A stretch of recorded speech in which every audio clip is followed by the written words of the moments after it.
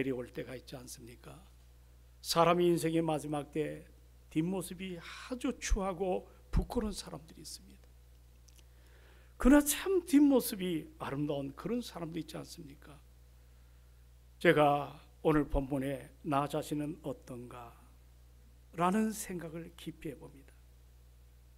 아마 여러분도 그렇지 않습니까? 우리 인생에 있어서 여러분이 첫 직장 생활이라든지 그때 어떤 마음이었습니까?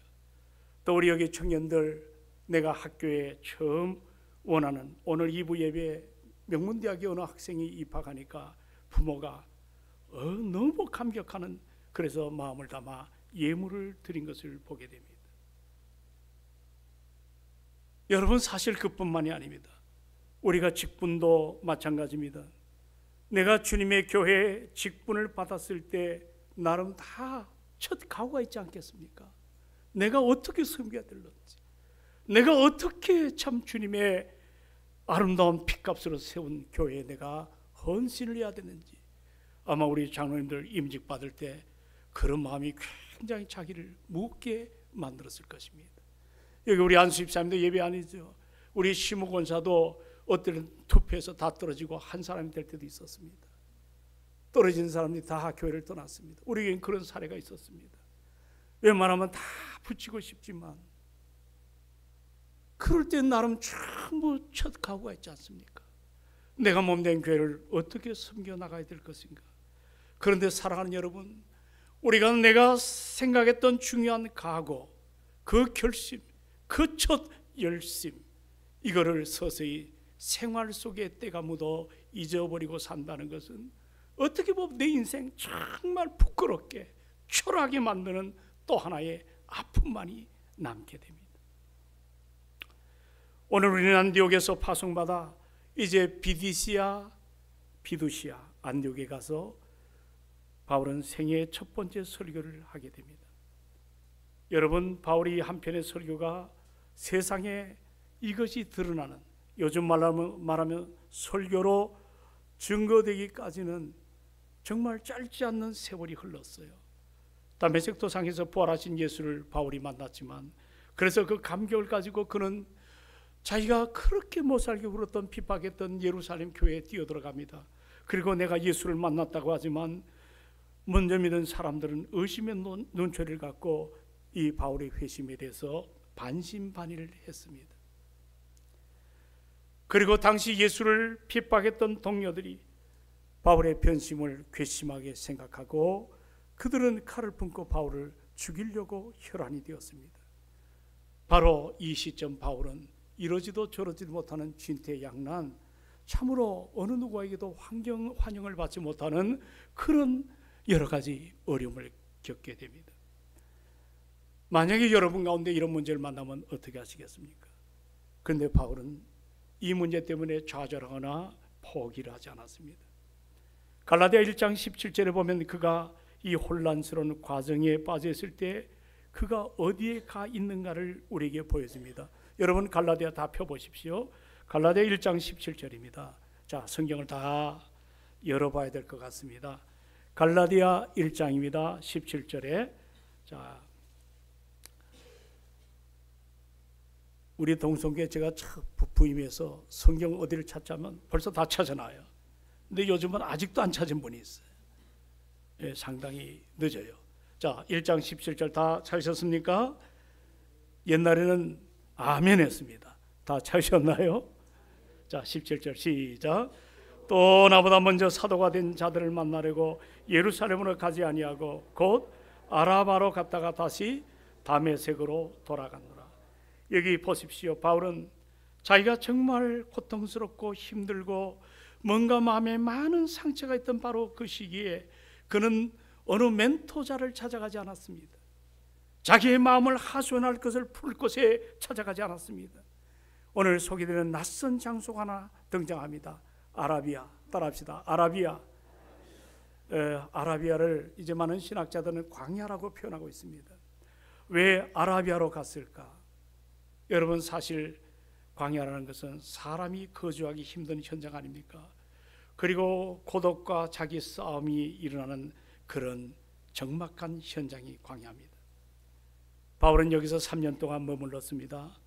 짧지 않는 3년의 긴 세월 동안 바울에게 이것이 정말 견뎌내기라는 것은 쉬운 것 같지가 않아요. 그는 굉장히 직선적이에요. 그리고 열정적이었어요. 그런 사람이 한순간도 일을 안 하면 일 중독자이기 때문에 뭔가 정말 답답하지 않겠습니까? 근데 자그마치 3년을 아라비아의 광야에서 머뭅니다. 쉽지 않은 기간입니다. 바울은 이 기간 동안에 단순히 도피 생활을 한 것이 아닙니다. 바로 이 기간 동안에 바울은 하나님과의 깊은 교제를 회복하고 자신을 돌아보며, 그리고 그가 만난 다메섹 도상에 부활하신 예수 그리스도, 우리가 한때 그렇게 핍박했습니다. 그를 따르는 추종자들을 찾아내서 로마의 콜로세움이라는 원형 경기장에 양가죽을 뒤집어 써서 숱한 상처를 준 바울이었습니다. 그러나 그는 이 아라비아 광야에서 생각을 해봤습니다. 나도 한때 예수를 핍박했지만 이제 그 예수가 누군가? 내 인생을 이렇게 통째로 바꿔놓은 그 예수가 누군가? 우리가 그런 시간들이 사실 우리에게 필요합니다. 요즘 너무 바쁘기 때문에 성경을 볼 시간도 없고 삶에 쫓기듯 살아가는, 한자로 바쁠 자가 망할 망자입니다. 바쁠 망자. 우리가 때로는 좀 더 시간을 만들어서 주어진 기회를 잘 지혜롭게 감당하는 것, 이거 정말 여러분과 제게 얼마나 필요한지 모릅니다. 여러분, 우리 주님은 우리를 다듬기 위해서 광야라고 하는 이와 같은 하프타임을 열어놓을 때가 있습니다. 뭔가 자기를 돌아보는 시간. 여러분, 이것이 실패한 나의 시점이다, 안 되는, 모든 게 무너지는, 그렇게 생각하지만 또 하나님의 관점에서는 또 다르게 해석을 얼마든지 할 수가 있습니다. 혹시 여러분 가운데 묻습니다. 기대했던 길이 아닌 그 길이 막힐 때가 있나요? 모든 것이 멈춘 것처럼 느껴질 때가 있나요? 여러분, 광야는 절망의 현장이 아닙니다. 우리 신앙인에게 있어서 광야는 우리를 새롭게 하시는 것입니다. 내가 추구하는 것이 안 됐다고 여러분 낙심하지 마십시오. 내가 기대했던 것들이 이루어지지 않는다고 조급증을 일으키지 않기를 바랍니다. 우리가 성경을 잘 보면 우리 하나님은 당신의 택한 지도자들을 삼으시기 위해서 반드시 광야 훈련을 시키는 경우가 많습니다. 모세, 미디안 광야에서 40여 년 동안 훈련을 받았습니다. 엘리야, 그는 순종의 아름다운 삶을 살기 위해서 여기저기 그리 시냇가, 과부, 여기저기 그는 광야를 다니면서 하나님의 은혜 앞에 순종하는 훈련을 갖게 되었습니다. 사랑하는 여러분, 우리 예수님 공생애를 시작하기 전에 40여일 동안 광야에서 시험을 받으셨습니다. 마찬가지로 오늘 이 본문에 등장하는 바울, 아라비아에서 하나님 앞에 광야의 3년의 시간은 자신이 부서지는 시간입니다. 내가 깨지는 시간입니다. 내가 준비되는 과정을 이제 이 바울도 거쳤을 것입니다. 오늘 새로운 시대를 맞는 이런 주제를 가지고 사도행전을 우리가 살펴봅니다. 나는 우리 동성교회가 사도행전적 교회가 되기를 주의 이름으로 축원합니다. 물론 이 지상교회의 약점, 단점도 많지만 그러나 그들이 추구하는 한 가지 목표가 있어요. 예수 그리스도의 마음을 품고 이 땅에 하나님 나라를 세워가는 열정이 초대교회에게 있었습니다. 나는 우리 교회가 이런 교회가 되기를 주의 이름으로 소망합니다. 사도행전에 보면 이제 바울이 등장하지 않습니까? 그가 한 설교가 10편이 기록이 되어 있어요.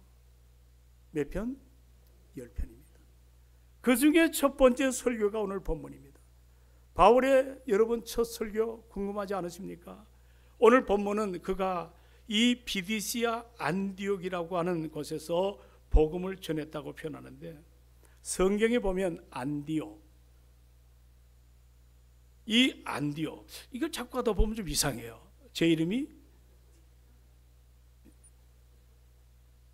안두익인데 이 안디옥으로도 읽어도 괜찮을 것 같아요. 나한테 안 목사님 할 때 안디옥 목사님 해도 좀 좋을 것 같아요. 근데 이게 안디옥을 살펴보니까 16번이나 등장해요. 안디옥이. 그렇게 지역이 다양합니다. 제가 지난번에 터키에서 저 시리아 쪽으로 안디옥에 한번, 그때는 그 바울이 목회하던 안디옥 교회입니다. 오늘 사도행전의 13장에 나타난 비디시아 안디옥에 행한 바울의 설교의 핵심이 뭘까? 여러분, 이 핵심 뭐냐면 우리 한번 따라합시다. 믿음으로 말미암아 의롭다 하심을 얻으리라. 이걸 좀 우리는 어려운 말로 뭐죠? 이신칭의라고 표현합니다. 자, 우리 한번 38절로 39절을 다 같이 보십시오. 자, 다 같이 말씀을 받들어 봅니다. 38절로 39절 다 같이 시작. 그러므로 형제들아, 너희가 알 것은 이 사람을 힘입어 죄 사함을 너희에게 전하는 이것이며, 또 모세의 율법으로 너희가 의롭다 하심을 얻지 못하던 모든 일에도 이 사람을 힘입어 믿는 자마다 의롭다 하심을 얻는 이것이라. 아멘. 여기 그러므로라는 이 접속사를 보면 이 말은 결론적으로라는 그런 말로 쓰였습니다. 결론적으로 바울이 전한 설교의 핵심의 결론이라는 말이죠. 여기는 두 가지가 담겨 있어요. 이 짧은 문장에. 그 중에 하나 뭐냐면, 우리가 추구하는 모세의 율법을 가지고 우리는 의롭다 하심을 받지 못한다는 겁니다. 그리고 두 번째로 여기 이 사람 얘기하는 것은 예수입니다. 너희가 십자가에 매달아 죽인 그 예수만이 우리를 구원의 자리로 이끄실 유일한 분이라는 것을 우리에게 말씀하십니다. 바울이 전한 이 핵심 메시지는 바로 이신칭의, 믿음으로 의롭다 하심을 얻는다는 이 메시지거든요. 이게 왜 우리에게 그렇게 중요한가? 바울이 이 복음을 알기 전에 그는 자기가 가진 율법의 의의가 있었어요. 열심히 해요. 초대교회를 왜 잡아 죽였겠어요? 왜 잔인한 인생으로 살았겠어요? 그리고 왜 교회를 무너뜨리고 믿는 자를 찾아내 사자의 밥으로 죽게 만든 그런 일을 서슴지 않고 그가 했겠습니까? 그는 다른 것이 아닙니다. 열심을 가졌으되 잘못된 열심, 율법을 지킨다는 명령 아래 당시 수많은 그리스도인들을 무참하게 짓밟았습니다. 로마서 10장 3절에 그런 표현도 나오죠. 하나님의 의를 모르고 자기 의를 세우려고 힘써 하나님의 의에 복종하지 못했다는 단어가 나옵니다. 하나님의 의를 모르고 자기 의를 세우려고 열심을 가졌다는 겁니다. 이거는 하나님의 의를 대적하는 자기 신념에 움직이는 열심, 잘못된 열심입니다. 여러분, 자기의 의를 세우기 위한 그 잘못된 열심, 그의 주변에 얼마나 무서운 결과를 낳았는지 아십니까? 묻습니다. 예수님을 누가 십자가에 매달아 죽였죠? 우리 지금 사순절 장로님 두 번째 기간, 저는 이런 절기를 별로 좋아하는 목사는 아닙니다. 근데 장로님들이서 이걸 저는 이렇게 가르치지도 않는데 다 하세요. 그만큼 보편화가 된 거예요 지금. 근데 사순절의 의미는 예수님이 우리를 구원하기 위해서 이 땅에 살려고 오셨습니까? 죽으러 오셨습니까? 죽으러 오셨습니다. 그렇잖아요. 근데 그 예수를 누가 십자가에 달아 죽였죠? 당시에 메시아를 기다리는 열심히 있는 사람들입니다. 유대인이나 바리새인이나 사두개인들, 그들은 잘못된 열심을 가지고 예수님 자신의 구원자인데, 자신의 메시아인데 그 예수를 십자가에 달아 망령되다 하나님의 이름을 함부로 하는 이유, 죄패를 붙이고 예수를 십자가에 달아 죽인 잘못된 열심의 모습으로 당시 유대인들이 예수를 십자가에 달아 죽였습니다. 여러분, 요즘도 참 나라가 어렵지만 또 유럽의 지금 우크라이나 문제가 쉽지가 않습니다. 그런데 우리가 인류 역사를 더듬어 보면 전쟁의 역사입니다. 근데 그 역사 가운데, 전쟁의 역사 가운데 가장 잔혹한 전쟁, 누구의 이름으로 일어난지 아십니까? 십자군 전쟁. 그 십자군 전쟁은 하나님의 이름으로 발발했습니다. 그 내용을 보면 임산한 부인의 배를 갈랐습니다. 하나님의 이름으로 그렇게 했어요. 도대체 어떻게 이런 일이 일어날 수가 있을까요? 그들의 입에는 하나님을 믿는다고 하지만 실상은 하나같이 자기 정적인 자요, 뭔가 목적을 추구하기 위해서 그렇게 하나님의 이름을 빌려서 자기 의를 만족하게 했던 잘못된 열심의 결과가 아닙니까? 오늘 이 아침 여러분, 우리 삶에 우리의 신앙에 분명한 열심이 일어나야 될 줄로 믿습니다. 로마서 12장 10절에 너희는 게으르지 말고 부지런하여 열심을 품으라 했거든요. 뭐를 품어요? 열심. 신앙인은 열심이 있어야 될 줄로 믿습니다. 영어 성경에 aglow with the Spirit, 성령과 더불어, 내 열심이 아닙니다. 성령과 더불어 열심을 품으라 그랬습니다. 게으르지 말라 그랬습니다. 우리가 구원받으면 열정이 일어나기를 주의 이름으로 축원합니다. 그러나 여러분, 잘못된 열심, 우리의 인생과 신앙을 망가뜨릴 수 있다는 사실을 잊지 말아야 됩니다. 바리새인들은 그 잘못된 열심이 우리 예수님을 십자가에 못 박는 것처럼 오늘 나의 잘못된 열심이 예수님을 다시금 십자가에 얼마든지 못 박게 할 수가 있습니다. 특별히 신앙적 열심은 다른 것이 아니에요. 우리의 의처럼 생각하는 걸 조심스럽게, 내가 남보다 앞서고 내가 남보다 더 열심히 하고 내가 남보다 더 하는 거 조심하십시오. 내가 내세우면 그것은 소망이 없습니다. 내 업적이 될 수가 있고 내 자랑이 될 수가 있습니다. 여러분, 그게 내 의라 그러죠. 그러면 성경에 또 다른 게 나타나요. 하나님의 의. 따라합시다. 하나님의 의. 자, 무슨 의? 하나님의 의. 바울은 로마서 1장을 열어가면서 하나님의 의가 뭔가 우리에게 보여줍니다. 1장, 2장, 3장이 계속 나옵니다. 자, 우리 다 아는 1장 17절을 한번 열어보세요. 자, 1장 17절, 하나님의 의가 뭘까?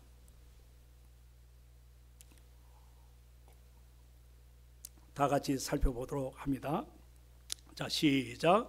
복음에는 하나님의 의가 나타나서 믿음으로 믿음에 이르게 하나니. 아직 못 찾으셨나요? 자, 다 보셔야 돼요. 하나님의, 로마서 1장 17절입니다. 자, 한 번도 빠짐없이 다 같이 시작. 복음에는 하나님의 의가 나타나서 믿음으로 믿음에 이르게 하나니 기록된 바 오직 의는 믿음으로 말미암아 살리라 함과 같으니라. 아멘. 여기 복음이라는 단어가 나오죠. 기쁜 소식이죠. 복음, 복된 소식. 헬라 말로 유엥겔리온, 기쁜 소식입니다. 여러분, 왜 복음을 기쁜 소식이라 하죠? 여기는 하나님의 의가 나타났기 때문입니다. 그 하나님의 의는 한마디로 십자가의 의거든요. 여러분, 우리 하나님은 성품이 두 가지가 있습니다. 우리가 감당하지 못하는, 하나는 공의의 속성이 있고 또 하나는 사랑. 근데 우리가 공의와 사랑은 평행선이에요. 이거는 만날 수가 없어요. 하박국이 표현했지 않습니까? 1장 13절에 하나님의 눈은 정결함으로. 자, 하나님의 눈이 어떻다고요? 거짓, 불의 이런 것을 참아 볼 수가 없어요. 심판을 받을 수밖에 없어요. 공의의 눈에는. 그러나 요한복음 3장 16절을 보니까 하나님이 세상을 어떻게 해요? 이처럼 사랑하사 누구를 주셨다? 독생자를 주셨으니 이는 저를 믿는 자마다 멸망하지 않고 하나님의 자녀가 되는 권세를, 영생을 주셨다고 표현합니다. 그런데 보세요. 한편으로는 공의 앞에는 우리는 죽어야 됩니다. 죄가 있기 때문에. 그러나 사랑의 입장에서 보면 우리는 살아나야 됩니다. 이거를 여러분 필요 충분, 완전히 이것을 합칠 수 있는 게 십자가거든요. 십자가는 하나님의 공의를 충족시킵니다. 십자가는 하나님의 사랑을 충족시킵니다. 그래서 예수님이 십자가에 달아 죽으심으로 말미암아 하나님과 나와의 죄의 담이 헐어지게 된 거예요. 히브리서에 있는 말씀처럼 누구든지 예수를 힘입어 하나님 앞에 나갈 수 있는 길이 열렸습니다. 뿐만 아니라 인간의 관계, 여러 가지 막힌 것, 원수되고 담을 짓고 사는 그 모든 것도 예수의 십자가를 통해서 하나가 되는 이런 은혜를 우리가 누리고 살아갑니다. 그렇기 때문에 사랑하는 여러분, 예수님이 왜 우리에게 다가오셔서 십자가 달려 죽으셨습니까? 화평을 위해서. 하나님과의 원수된 담을 헐어내셨어요. 인간의 원수된 것이 다 깨져버렸습니다. 그래서 여러분, 십자가를 생각할 때마다 우리에게 은혜가 일어나는 거예요. 고린도전서 1장의 18절에 보면 십자가의 도는 멸망을 당하는 사람에게는 정말 미련합니다. 그러나 우리 구원을 얻는 우리들에게는 하나님의 능력과 하나님의 지혜가 될 줄로 믿습니다. 우리가 이 은혜 앞에 지금 이 하나님의 의가 십자가에서 나타난 거예요. 예수 그리스도십니다. 사람의 의는 참 흔들릴 때가 많아요. 저렇게 열정을 내던 사람, 저렇게 헌신하던 사람이 어느 날 시름시름 무너져 갑니다. 심지어는 교회도 나오지 않습니다. 찾아가 신방하면 내가 한때 그랬다 표현합니다. 자기 의 때문에 그런 거예요. 흔들림이 많아요.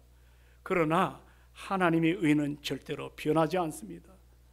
내가 죄인이었는데 하나님의 기준에 우리는 도저히 주님을 닮아갈 수 없는데 하나님께서 나를 사랑하사 그리스도 예수를 통해 하나님이 당신의 의를 우리에게 보여주셨거든요.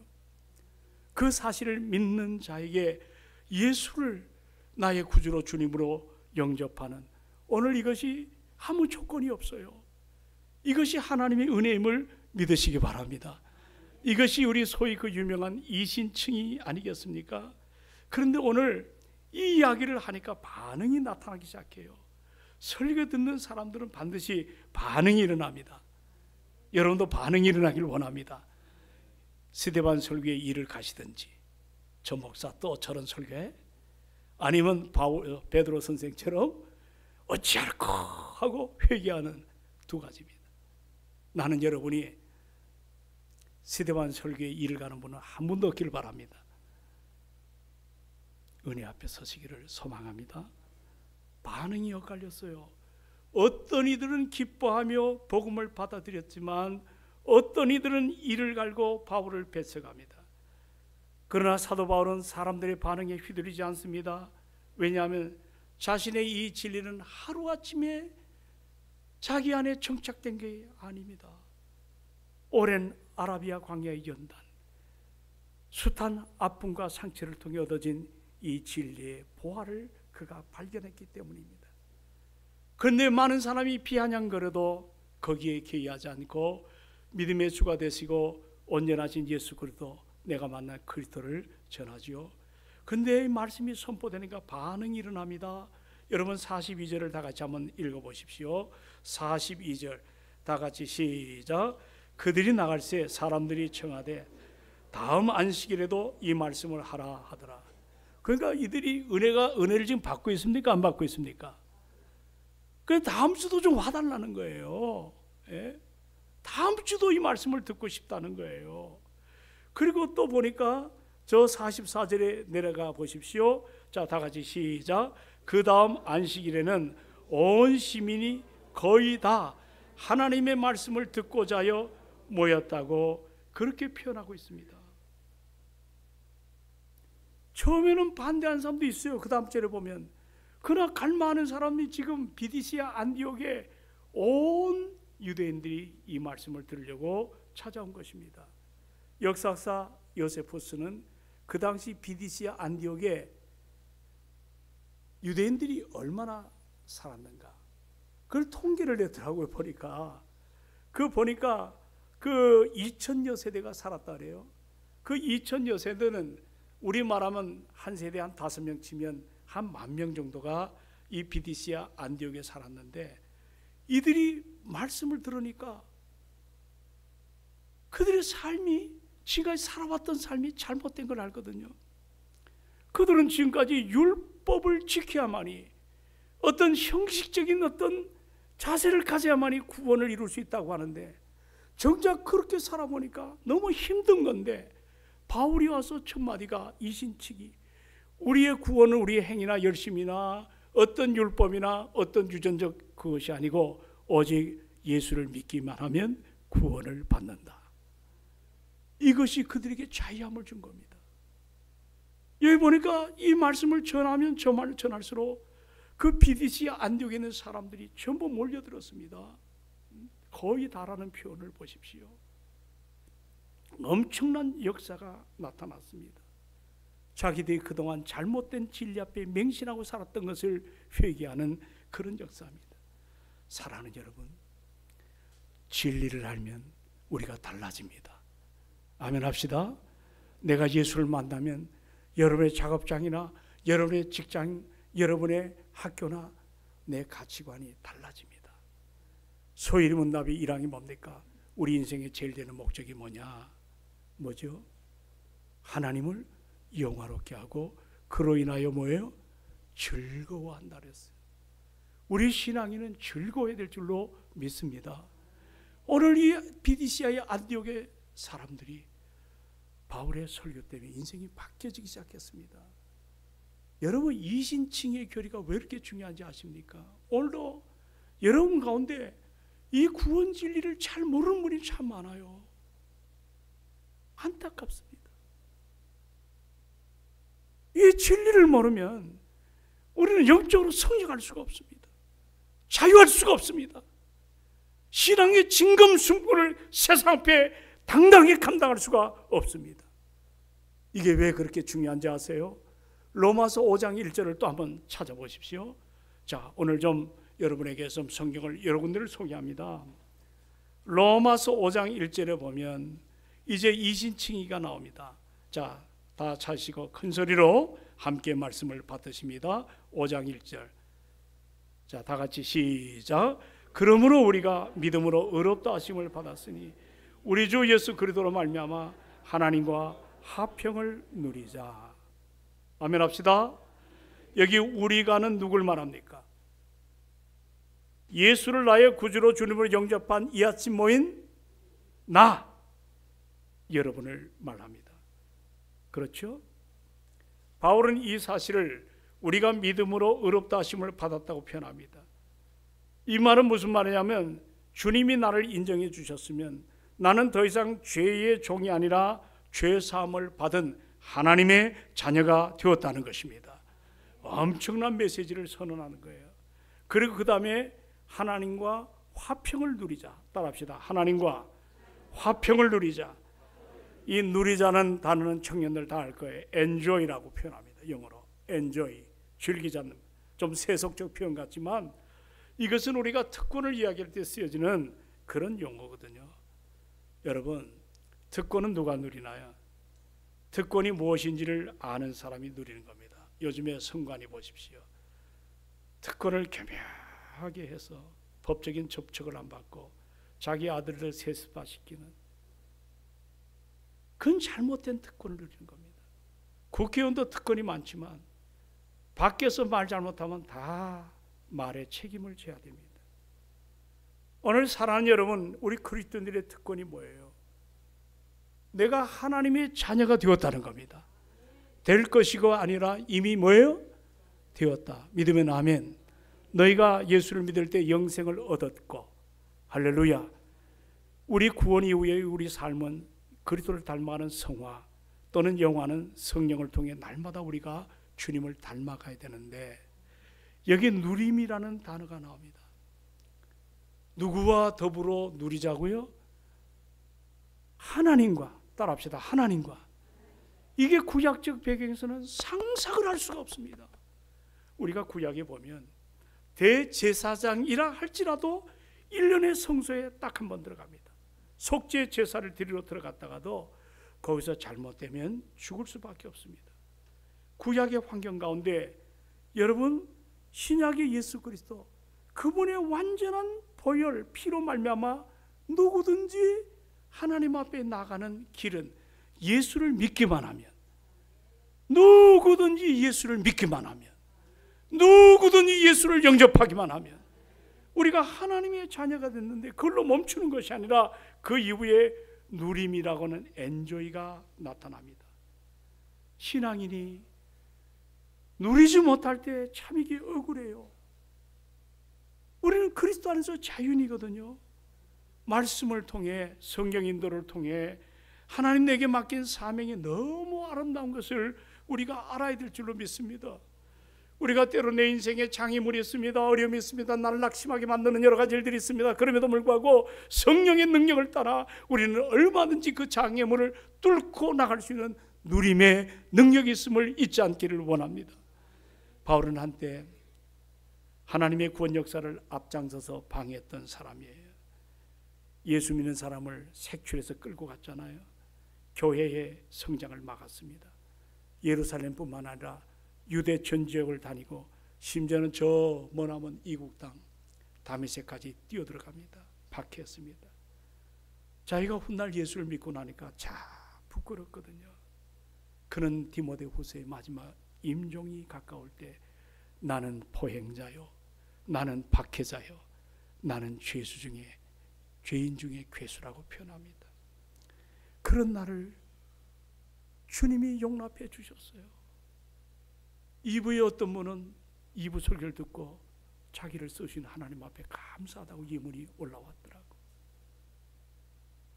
나를 믿어주신 하나님, 내 부족하지만 안 목사를 믿어주신 하나님, 내 부족하지만 아목의 장로님, 주님이 나를 믿어주신 겁니다.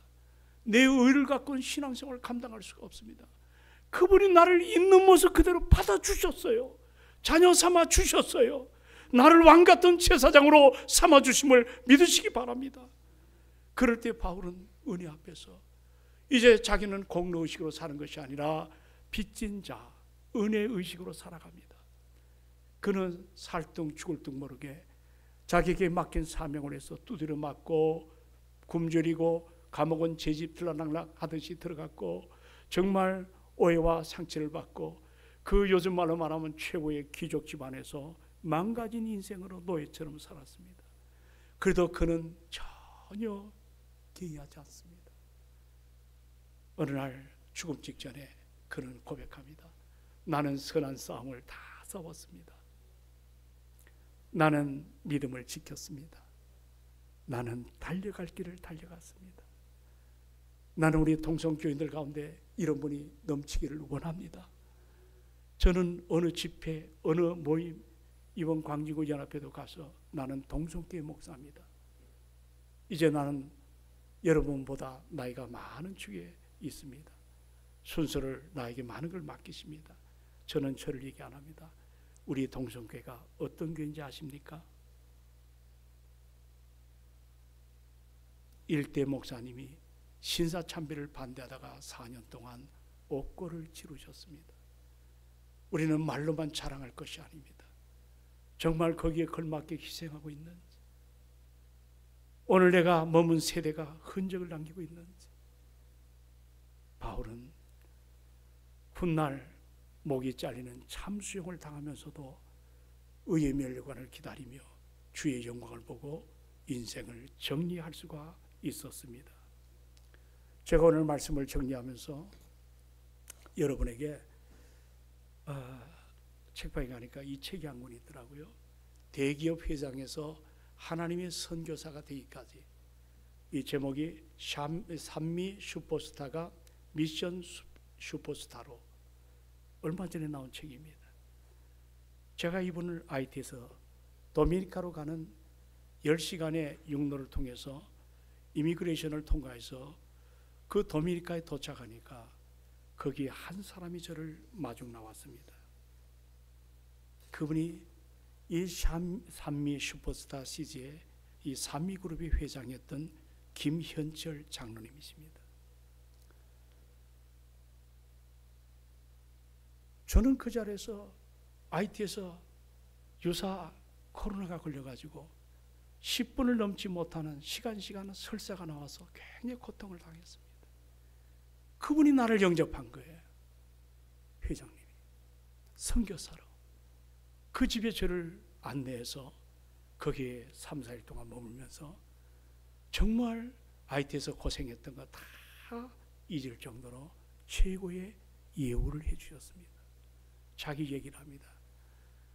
자기도 기공자로 한때 우리나라의 회자 될 정도로 그런 인생을 사는, 야구 지금 최초 야구단을 만들었잖아요. 그리고 산미그룹의 엄청난 역사도 감당했잖아요. 하여튼 여러 가지 경우를 통해서 이 책이 잘 나옵니다. 모든 걸 다 내려놨습니다. 그러다가 직장암이 걸렸습니다. 사경을 행할 때 예수를 만났습니다.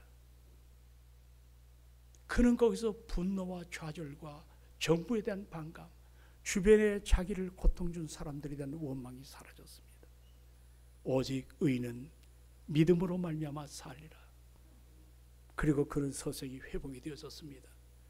도미니카의 신학교를 세우고 교회를 74군데를 세웠습니다. 그리고 IT에 어려운 사람을 도와주기 시작했습니다. 그는 남은 여생 주님을 위해서 자신이 고백하는 게 누림이라고 표현합니다. 누림의 삶, 누림의 삶. 있어서 누림이 아닙니다. 없어도 누릴 수가 있습니다. 이런 누림의 삶이 우리에게 필요할 줄로 믿습니다. 우리는 조그만 것만 조각조각 떨어져 나가도 이것 때문에 안절부절합니다. 잃어버린 것을 주워 담으려고 애를 씁니다. 그러나 그리스도 예수를 만난 사람은 하나님과 화평을 누리는 삶이에요. 그것이 이신칭의의 축복입니다. 말씀을 정리합니다. 사랑하는 여러분, 오늘로 주님은 우리를 부르심을 믿으시기 바랍니다. 때로 질병을 통해, 사업의 실패를 통해, 자식의 아픔을 통해, 사고를 통해, 여러 가지 관계의 어그러짐을 통해 이것이 여러분 광야라고 할 수 있죠. 그러나 나를 버린 것이 아닙니다. 그것을 통해 하나님의 은혜를 덧입기를 원하고 계십니다. 그러므로 그 부르심 앞에 우리 모두가 하나님 다시 한번 회복하는 그 임재를 체험하는 우리가 되기를 주의 이름으로 축원합니다. 우리는 정말 격동하는 시대에 살아가고 있습니다. 나라가 걷잡을 수 없는 경량 어린 혼란, 갈등 속에 있지만 여전히 우리는 역사의 주권자는 하나님이심을 믿으시기 바랍니다. 그러므로 오늘도 이신칭의, 믿음으로 의롭다함을 받는 그리고 누림의 삶을 통해서 우리 모두가 하나님의 당당함을 통해 우리 동성교회가 전도하고 기도하고 주의 복음을 증거하는 아름다움이 일어나기를 주의 이름으로 축원합니다. 은혜가 충만하신 아버지, 다시 한번 감사를 드립니다. 믿음으로 의롭다 하는 것은 우리 편에서는 간단한 것 같지만 하나님의 역사 속에는